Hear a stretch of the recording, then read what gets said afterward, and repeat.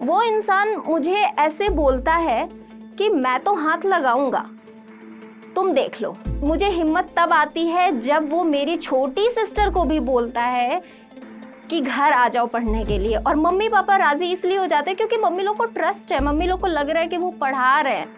और पढ़ाई की आड़ में क्या चल रहा है हमारे साथ, इस बात का कहीं भी भनक भी नहीं थी मेरे माँ बाप को। लेकिन स्टिल वो इंसान, वो आदमी मेरे घर फिर भी आया करता था। आज आपके सामने वो ही लड़की खड़ी है, महीनों के लाखों कमा रही है। ये सब कुछ पॉसिबल हो पाया है सिर्फ और सिर्फ। ये कहानी उस लड़की की है जो एक बहुत ही छोटे से शहर बांदा से बिलोंग करती है, जिसके पास खाने के लिए सब्जी भी नहीं हुआ करती थी और 20 रुपए बचाने के लिए 10-10 किलोमीटर पैदल चली जाया करती थी, और जिसने अपना सपना इंजीनियरिंग करना वो भी छोड़ दिया बिकॉज ऑफ घर की फाइनेंशियल कंडीशन के कारण। और आज वो ही लड़की महीने के लाखों रुपए कमाती है, और वो लड़की हूँ मैं। नमस्ते, मेरा नाम मानसी खरे है और आप मुझे मानसी लव्स फैशन और साड़ी क्वीन के नाम से जानते हो। साड़ी क्वीन की बात मैं क्यों कर रही हूँ? क्योंकि मेरी आज पहचान जो बनी है, कहीं ना कहीं साड़ी ने मुझे एक बहुत बड़ी पहचान दिलाई है, और आज मैं उसी साड़ी के साथ आप लोग के सामने खड़ी हूँ और मैं हमेशा इस साड़ी को अपने साथ कैरी करती हूँ। बट ये जो साड़ी क्वीन आप सामने देख रहे हो ना, ये साड़ी क्वीन कभी ऐसी नहीं थी। एक टाइम पे वो ऐसी लड़की हुआ करती थी जो अपनी बात किसी से कभी कुछ कह नहीं सकती, जो अपनी बात किसी से बोल नहीं पाती थी, हद से ज्यादा इंट्रोवर्ट, और अपने साथ हुई घटनाओं को भी किसी से कभी शेयर नहीं कर पाई। बहुत सारी बातें हैं आज मेरे पास आप लोग के साथ शेयर करने के लिए। तो मेरा जन्म एक यूपी के बहुत ही छोटे से शहर बांदा में हुआ था, और एक बहुत ही गरीब फैमिली में, जहाँ पे हम 4 भाई बहन हैं और घर में कमाने वाला सिर्फ एक इंसान, वो है मेरे पापा। और पापा की सैलरी थी मेरी सिर्फ 500 रुपए, और मेरा जन्म 1992 में हुआ था। तो आप अंदाजा लगा सकते हो कि 1992 की बात है, और घर में यदि से 500 रुपए आ रहे हैं तो किस तरीके से हमने सरवाइव किया होगा। बहुत सारी रातें तो हमारी ऐसी बीती कि मम्मी ने हमें नमक में रोटी में नमक लगा के खिला दिया, तेल लगा के, इस तरीके से बोल के कि ये कट्टू रोटी है, इसको खा लो। और उस चीज को मम्मी ऐसे प्रेजेंट करती थी जैसे कि आज की डेट में हमारी मम्मी पेस्ट्री और केक वगैरह हम लोग को प्रेजेंट करती हैं, मीन हम अपने बच्चों को आगे प्रेजेंट करते हैं। वो चीजें मम्मी उस समय हमें ऐसा दिखाती थी, बट कभी उन्होंने ये जताने की या ये एहसास दिलाने की कोशिश नहीं करी कि जो चीज हम खा रहे हैं उसके पीछे ये है कि सब्जी नहीं थी घर में, मसाला नहीं था घर में, घी तो मुझे याद ही नहीं घर में कब देखा था मैंने, बचपन की बात है ये। मम्मी डालडा लगा के हमें रोटियां भेजती थी स्कूल में कि रोटियां टाइट ना हो जाएं। इस तरीके के दिन मैंने अपनी लाइफ में देखे हैं, और इतनी गरीबी मैंने अपने घर में देखी है कि घर में पापा के पास सिर्फ एक व्हीकल हुआ करती थी, और वो व्हीकल क्या थी? मेरे दादाजी की साइकिल। उस साइकिल से मेरे पापा स्कूल जाया करते थे पढ़ाने के लिए। उसके बाद जब मैं 6 साल की हुई तो मेरे पापा की जॉब रेलवेज में लग गई, और हम सब लोग बांदा से गोरखपुर शिफ्ट हो गए। गोरखपुर शिफ्ट होने के बाद मेरी सारी स्टडी, स्कूलिंग वगैरह सब कुछ गोरखपुर में हुई, और वहां पे कुछ ऐसा घटित हुआ जिसने मुझे अंदर तक झंझोर के रख दिया। मैं थी तकरीबन 13 से 14 साल की, और मेरे घर एक अंकल आया करते थे। वो अंकल बहुत ही ज्यादा क्लोज थे मेरे मम्मी पापा के, वो अक्सर ही आया करते थे। थोड़े समय के बाद उन्होंने मेरे मम्मी पापा को ऑफर किया कि आपकी बच्चियों को मैं पढ़ा देता हूँ। तो सबसे पहले उन्होंने मुझे पढ़ाना शुरू किया। आते थे मुझे, पहले तो उन्होंने मैथ्स पढ़ाया, फिर कुछ अनदर सब्जेक्ट्स पढ़ाए। बट समय ऐसे जैसे 2-3 दिन बीतता गया ना, मम्मी लोग को पूरा कॉन्फिडेंस आ गया कि ये अच्छे से पढ़ाते हैं और हम लोग उनसे पढ़ाई से भाग रहे हैं, बस उन्हें ऐसा लगता था। लेकिन कहानी सिर्फ इतनी ही नहीं थी, उनसे भागने की कहानी जो थी वो बहुत ही ज्यादा अजीब थी और बहुत ही ज्यादा दर्दनाक, जिस चीज को मैं आपको किस तरीके से बताऊं मुझे नहीं समझ में आ रहा। वो जब आते थे मेरे घर तो मेरे ब्रेस्ट को साइड से हाथ लगाते थे। मैं कुछ 3 दिन 2 दिन तो ऐसे बीते, मुझे समझ में नहीं आया मेरे साथ हो क्या रहा है। पढ़ाई हो रही है, कुछ गलत हो रहा है। हिम्मत इतनी नहीं थी मेरे अंदर कि मैं ये बात अपनी माँ से, अपने बाप से कह सकूं कि मेरे साथ कुछ गलत हो रहा है। इस चीजों को बढ़ावा तो तब मिल गया जब उन्होंने मेरे मम्मी पापा से ये कहा कि आप अपनी बच्ची को मुझे उनके घर में भेज दूं पढ़ने के लिए। भाई ऐसे ऐसे कपते हुए मैं घर गई हूँ उनके, रास्ते में भगवान का नाम लेते हुए कि कुछ गलत ना हो मेरे साथ। मैं चली गई फिर भी, क्योंकि हिम्मत नहीं थी ना मम्मी से बोलने की। सिखाया ही नहीं गया कि ये गुड टच बैड टच और ये कुछ ऐसा होता है। तो मम्मी पापा से कहा जाता है बेझिझक हम ये बात बोल सकते हैं, नहीं बोल पाई मैं। रास्ते में जाती हूँ, उनके घर पहुंचती हूँ, पढ़ाई करती हूँ, और मुझसे कहा क्या जाता है, वो आदमी, वो शख्स जिसके सामने मैं उसकी बेटी से भी छोटी हूँ, उसकी बेटी के बेटी के बराबर हूँ, वो इंसान मुझे ऐसे बोलता है कि मैं तो हाथ लगाऊंगा, तुम देख लो। स्टिल मेरे पास हिम्मत नहीं होती है कि मैं घर जाके बोल दूं कि मम्मी ऐसा ऐसा हो रहा है। फिर मुझे हिम्मत तब आती है जब वो मेरी छोटी सिस्टर को भी बोलता है कि घर आ जाओ पढ़ने के लिए, और मम्मी पापा राजी इसलिए हो जाते हैं क्योंकि मम्मी लोग को ट्रस्ट है, मम्मी लोग को लग रहा है कि वो पढ़ा रहे हैं, और पढ़ाई की आड़ में क्या चल रहा है हमारे साथ इस बात का कहीं कहीं भी भनक भी नहीं थी मेरे माँ बाप को। एक दिन ऐसा आता है जिस दिन वो मेरी सिस्टर को बुलाते हो, मैं उनके घर से वापस जा रही होती हूँ, मेरी सिस्टर रास्ते में उनके घर जा रही होती है, मैं रास्ते से ही अपनी सिस्टर को वापस ले जाती हूँ, और घर जाके तब मुझे मेरी हिम्मत होती है और मैं अपनी माँ से कहती हूँ मम्मी ऐसा कुछ हुआ है। फिर भी देखो मेरी हिम्मत इतनी नहीं थी कि मैं पूरी बात खुल के बता पाऊं।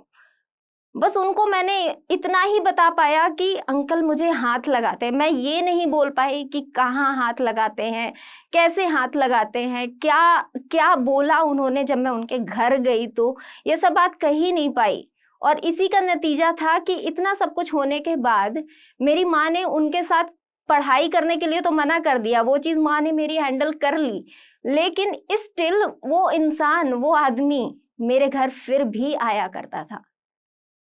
वो घर आता, दिन में कुछ नहीं, एक बार तो उसे चक्कर लगाना ही था, घर में आता, चाय पीता, नाश्ता करता और चला जाता। हम उसे फेस भी नहीं करना चाहते थे। इसका कारण ये था कि मेरे पापा को पता ही नहीं था इस बारे में, मेरी माँ ने मेरे बाप को बताया ही नहीं कि इस तरीके की घटना हम लोग के साथ घटी है।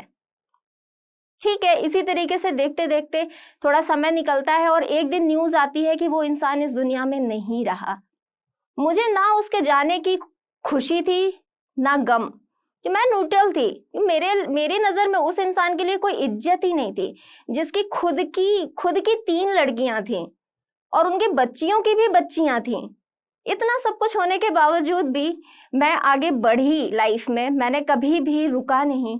गोरखपुर में मैंने अपनी पूरी स्कूलिंग करी, पढ़ाई करी, और एक चीज और थी जो मैं आपके साथ बताना चाहती हूँ, मैं घर की सेकंड चाइल्ड हूँ, मेरा भाई मेरे से बड़ा है, तो मैं हमेशा सेकंड प्रायोरिटी रही अपने घर की, जिस नाते मेरी पढ़ाई में बहुत कंप्रोमाइज हुआ। मैंने सबसे पहले 11th किया, 11th के बाद मैंने डिप्लोमा किया, डिप्लोमा के बाद मैंने इंजीनियरिंग करना चाहती थी, बट मुझे इंजीनियरिंग नहीं कर पाई क्योंकि मेरा भाई इंजीनियरिंग कर रहा है।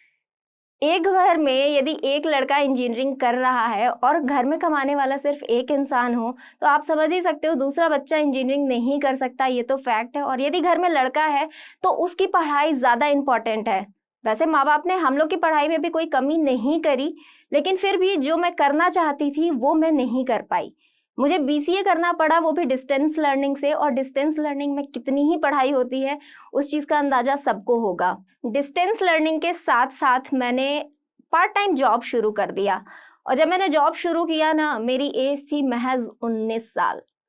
अब 19 साल की एज है, आपके पास कोई डिग्री नहीं है, आपको जॉब कहाँ मिलेगी? एक सेल्स एग्जीक्यूटिव की।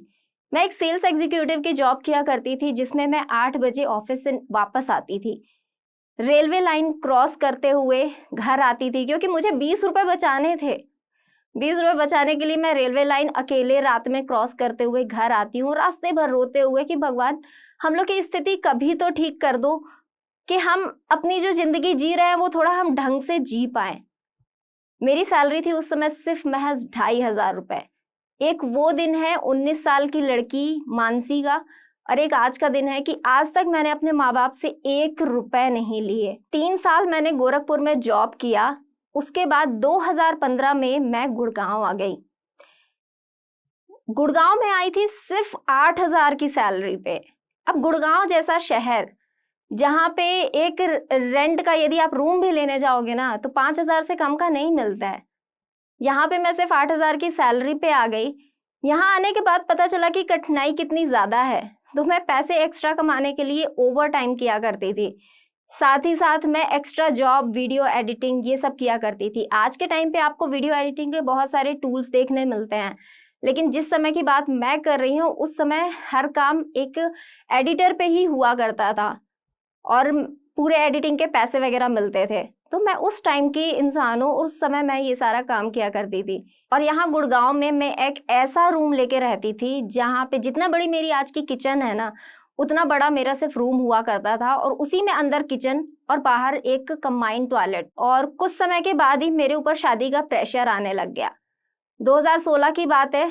मम्मी इतना प्रेशराइज्ड कर चुकी थी मुझे शादी के लिए कि मुझे हाँ ही करना पड़ा और मैंने लड़कों से मिलना शुरू कर दिया। और यहाँ एक अलग ही एक्सपीरियंस मैं देखती हूँ जीवन साथी का। जीवन साथी पे लोग वाइफ ढूंढने नहीं आते, वहां पे लोग गर्लफ्रेंड ढूंढने आ रहे हैं। वहां पे मैं जिनसे मिलने जा रही हूँ, आज मैं उनसे कहीं पब्लिक प्लेस में मिल रही हूँ, कल को वो मुझसे रूम पे मिलने की बातें कर रहे हैं। कुछ लड़के तो ऐसे थे जो ये बोल रहे हैं कि 3 दिन हुआ नहीं फोन पे बात करते हुए, उन्हें रात में कॉल करनी है 10:30 बजे, 11 बजे, और उन्हें सेक्स टॉक करनी है मेरे साथ। इतना ज्यादा मैं फ्रस्ट्रेट हो चुकी थी इन चीजों से और मुझे ऐसा लग रहा था कि मैं इस बीच में एक अच्छा पार्टनर पाऊंगी कैसे। फिर एक दिन 2 अक्टूबर की रात को मेरा फोन बजता है और उस समय जिसका कॉल आता है ना, उसने मेरी लाइफ आज बदल दी है। वो कॉल था मेरे हस्बैंड का। और उस दिन जैसे ही एक मिस कॉल आया, मेरे हस्बैंड का एक्चुअली मिस कॉल आया था 2 अक्टूबर को। फिर मैंने कॉल बैक किया, कॉल उठा नहीं, फिर कॉल बैक आया, फिर हमने थोड़ी ही देर बात करी। उसके बाद मिलने की बात हुई 4 अक्टूबर को। मम्मी पापा लोगों की रजामंदी से हम 4 अक्टूबर को मिले और मिलने से पहले ही हमने ये डिसाइड कर लिया था मन ही मन कि हम अपने घर में हाँ बोलने वाले हैं। कहते हैं ना, भगवान यदि आपके रिश्ते और जोड़ी बना के भेजा है ना, तो आपको पहले ही एहसास हो जाता है शायद यही वो इंसान है जिसके साथ आप आगे जाने वाले हो। तो हमने मिलने से पहले ही डिसाइड कर लिया था और मिलने के बाद हमने घर में हाँ बोल दी और अप्रैल 2017 में मेरी शादी हो जाती है। और तब से मेरी जिंदगी के कुछ पन्ने अच्छे हो जाते हैं और जो पन्ने अच्छे होते हैं ना, उसमें इतनी खूबसूरती है कि मैं आपको अब उस बारे में बताऊंगी। सबसे पहले तो मुझे हमेशा से ही कुछ एक्स्ट्रा करने का लगा रहता था। जैसे मैंने आपको अभी बताया कि मैं जॉब के साथ साथ एडिटिंग का काम किया करती थी। तो यहाँ पे जब मेरी जॉब चलने लगी, साथ में घर का खर्चा हस्बैंड ने उठा लिया, तो मुझे लगा कि यार अब क्या है मेरे पास एक्स्ट्रा करने के लिए। तो मैंने साइड में ज्वेलरी बिजनेस स्टार्ट किया। मैं दिल्ली के सदर बाजार जाया करती थी एवरी सैटरडे संडे। 10 किलो का झोला अपने कंधों पे टांग के घर आती थी और उसको मैं सेल करती थी इंस्टाग्राम और यूट्यूब पे वीडियो और फोटो डाल के। और यहाँ से बातें क्लिक हुई और हस्बैंड ने मुझे आइडिया दिया कि जब तुम खुद के ऐसे ज्वेलरी के वीडियो बना के डाल रही हो यूट्यूब पे, इंस्टाग्राम पे, तो तुम खुद के वीडियो क्यों नहीं बनाती, तुम ट्राई कर सकती हो। मेरे अंदर उस चीज को लेके कॉन्फिडेंस इतना कम था ना कि मैं कैमरे के सामने बोल भी नहीं पाती थी। बट फिर भी हस्बैंड ने मुझे डायलॉग बता बता के सिखाया, बताया कि ऐसे बोलो और इनकरेज करते रहे हमेशा। कभी उन्होंने ये चीज नहीं कहा तुमने ये गलत करा, तुमने ये ऐसा करा वैसा करा, कभी कुछ नहीं। उन्होंने हमेशा मुझे इनकरेज करा कि तुम कर सकती हो। तो हमने धीरे धीरे इस यूट्यूब की जर्नी को शुरू किया और जो पहला वीडियो मेरे यूट्यूब पे लाइव हुआ वो हुआ 4 मई 2019 को। वो वीडियो ऐसे शूट हुआ था जैसे नॉर्मल सा मोबाइल सैमसंग S8 हुआ करता था उस समय मेरे हस्बैंड के पास, बहुत ही नॉर्मल सा मोबाइल था। उस मोबाइल से हमने शूट किया, नॉर्मल ट्यूब लाइट में, एकदम अंधेरा सा वीडियो है। अभी भी आपको मेरे YouTube channel Mansi loves fashion पे मिल जाएगा वो वीडियो। बहुत ही सिंपल सा वीडियो हमने शूट करके डाला और वो दिन है और ये आज दिन है कि आज मैं आप लोग के साथ बहुत सारे फैशन वीडियो शूट करके आप लोग के साथ शेयर करती हूँ। बट ये जर्नी इतनी भी आसान नहीं थी क्योंकि मैं जॉब भी कर रही थी। 9 to 5 जॉब के साथ इस कंटेंट क्रिएशन लाइन को परस्यू करना बहुत ही मुश्किल हो रहा था क्योंकि मैं यूट्यूब भी चला रही थी, इंस्टा भी चला रही थी, इंस्टा पे एवरीडे पोस्ट डालना, यूट्यूब पे एवरीडे पोस्ट डालना, ये सारी चीज़ें बिल्कुल भी आसान नहीं थी। करते करते करते करते 2 साल बीत गए और 2 साल के बाद मुझे समझ में आया कि मैं जॉब के साथ ये चीज़ें कंटिन्यू नहीं कर सकती हूँ।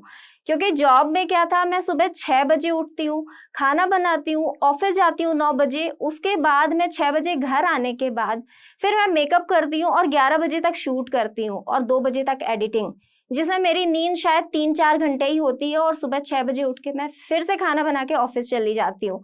कितनी रातें ऐसी बीती जिस दिन मैंने खाना नहीं खाया और मेरी तबीयत खराब होना शुरू हो गई। फिर मैंने डिसाइड किया कि मुझे अपनी जॉब क्विट करनी चाहिए और फाइनली मुझे अपना content creation journey full time करना चाहिए। तो मैंने 2022 में अपनी जॉब क्विट कर दी और मैं तब से फुल टाइम कंटेंट क्रिएटर हूँ। धीरे धीरे समय बीतता गया और मैंने जॉब क्विट करने के बाद मेहनत को दुगनी दसगुनी कर दी और मैंने इंस्टाग्राम पे एवरीडे पोस्ट डालना शुरू कर दिया और यूट्यूब पे वीक के 3 वीडियो। ये मैंने ऐसे इस तरीके से कंटिन्यू किया कि मुझे एक भी वीडियो मिस नहीं करना है और महज 2 महीने में मैंने 2K से 10K फॉलोअर्स का सफर तय किया और विद इन अ ईयर मैं 10K से 100K पे आ गई। मेरे लिए ये बहुत बड़ी बात थी कि मेरे YouTube पे 100K और Instagram पे 100K एक साथ पूरे हुए और ये मेरे लिए बहुत बड़ा अचीवमेंट था। और अब मैं अपने हस्बैंड से ये कह सकती थी कि अब आप अपनी जॉब छोड़ दो, हम दोनों लोग ये कंटेंट क्रिएशन जर्नी एक साथ करते हैं। मेरे हस्बैंड सॉफ्टवेयर इंजीनियर हैं, उनकी 7 फिगर सैलरी है। उनके लिए ये डिसीजन लेना आसान नहीं था क्योंकि वो अच्छा खासा अर्न कर रहे थे, बट फिर भी उन्होंने हमारे इस पैशन को फॉलो करने में, हमारी इस जर्नी को फॉलो करने में उन्होंने ज़्यादा नहीं सोचा और उन्होंने अपनी जॉब रिज़ाइन कर दी और मेरे साथ हमारे इस सपने को पूरा करने में लग गए। आज इस बात को 1 साल हो चुके हैं और हम दोनों लोग साथ में कंटेंट क्रिएट करते हैं और उन्होंने इस चीज़ को बहुत ही पॉजिटिवली लिया। बट सच बता रही हूँ, आप लोग को एक चीज़ मैं बताना भूल गई कि जब मैंने ये कंटेंट क्रिएशन स्टार्ट किया था ना, तब बिल्कुल भी ये आसान नहीं था क्योंकि मैं एक घर की बहू थी। एक बहू ऑफ शोल्डर ड्रेस पहनेगी, छोटे कपड़े पहनेगी। छोटे कपड़े में बहुत कोई छोटा कपड़ा नहीं, फ्रॉक की बात कर रही हूँ, ड्रेस की बात कर रही हूँ। बट वो मेरे सास ससुर के लिए बहुत बड़ी चीज़ थी। उन्होंने सीधे मुझे ये कहा, मेरे हस्बैंड के पास ही फ़ोन आता है कि तुम्हें नहीं पता तुम इस घर की बहू हो, ये बात बोल देना। तो हस्बैंड इस चीज़ को ऐसे नहीं लेते हैं कि मम्मी ने मना कर दिया तो ठीक है नहीं करना है। उन्होंने बहुत अच्छे स्मार्टली इस चीज़ को हैंडल किया और उन्होंने कहा कि ऐसा करो, सबको ब्लॉक कर दो अपने सोशल मीडिया से और मम्मी के फ़ोन से अपने चैनल को अनसब्सक्राइब करके नॉन इंटरेस्टेड में डाल देना ताकि उनको तुम्हारा वीडियो दिखेगा नहीं। बहुत ही अच्छे तरीके से इस चीज़ों को पॉजिटिवली हैंडल किया और मुझे कहा कि मैं ऐसे नहीं ऐसे वीडियोज़ बनाऊँ। तो वो चीज़ मैंने करना चालू कर दिया और यही सपोर्ट मेरा आज तक बना हुआ है जो वो मुझे प्रोवाइड करते हैं। जब मेरे हस्बैंड ने जॉब छोड़ी तो ये बात किसी को हजम ही नहीं हुई कि हस्बैंड ने जॉब छोड़ दी है। आज हस्बैंड को जॉब छोड़े हुए 1 साल हो चुके हैं। स्टिल पेरेंट्स इस बात को एक्सेप्ट नहीं कर पाते हैं और आज भी उनसे यही कहते हैं कि इतना टाइम हो चुका है, बेटा अब तो वापस से जॉब ज्वाइन कर लो। अब आप सोचो कि वो अपने बेटे को ये बात बोल रहे हैं तो मेरे लिए क्या पॉइंट ऑफ व्यू रहेगा। वैसे मेरे सास ससुर बहुत प्यारे हैं, बहुत अच्छे हैं, बट कहते हैं ना कि उनको ये चीज़ समझ में नहीं आती और उनको ये कंटेंट क्रिएशन लाइन समझ में नहीं आती कि यहाँ पे कितना हम मेहनत करके काम कर रहे हैं और क्यों कर रहे हैं। और यही हुआ था मेरे साथ, क्योंकि मैं एक बहू भी हूँ और एक कंटेंट क्रिएटर भी, लेकिन मैंने भी इन चीज़ों को बहुत समझदारी से हैंडल किया। माँ बाप को भी साथ दिया, उनको भी सेटिस्फाई किया, बट साथ ही साथ अपना कंटेंट क्रिएशन जर्नी भी चालू रखा। आज की डेट में पूरा का पूरा फाइनेंस मेरे ऊपर डिपेंड करता है, पूरा घर का सब कुछ खर्चा मैं देखती हूँ, बट इस चीज़ का एहसास मैं किसी भी एंगल से हस्बैंड को नहीं होने देती कि फाइनेंस मेरे पास है, मैं सारी चीज़ें हैंडल कर रही हूँ। आज आपके सामने वो ही लड़की खड़ी है जो एक टाइम पे सिर्फ रोटी में नमक लगा के खाया करती थी और आज वो ही लड़की है जिसने अपना घर बहुत अच्छे से मैनेज कर रही है, महीनों के लाखों कमा रही है, एक लाइफ स्टाइल मैनेज कर रही है और सब कुछ बहुत ही प्राउडली मैनेज कर रही है। जैसे मैं कर सकती हूँ अपनी लाइफ में इतना कुछ ना, आप भी कर सकते हो। बस हाँ, अच्छा पार्टनर मिलना जरूरी है और ऐसा नहीं है कि पार्टनर के बिना कुछ नहीं किया जा सकता। पार्टनर के बिना भी अपनी लाइफ में आप बहुत कुछ कर सकते हो। यदि मैंने किया है तो आप भी कर सकते हो। Thank you. इस वीडियो के बारे में अपनी राय नीचे कमेंट सेक्शन में हमें बताएं और अपने दोस्तों के साथ ये वीडियो शेयर करना ना भूलें।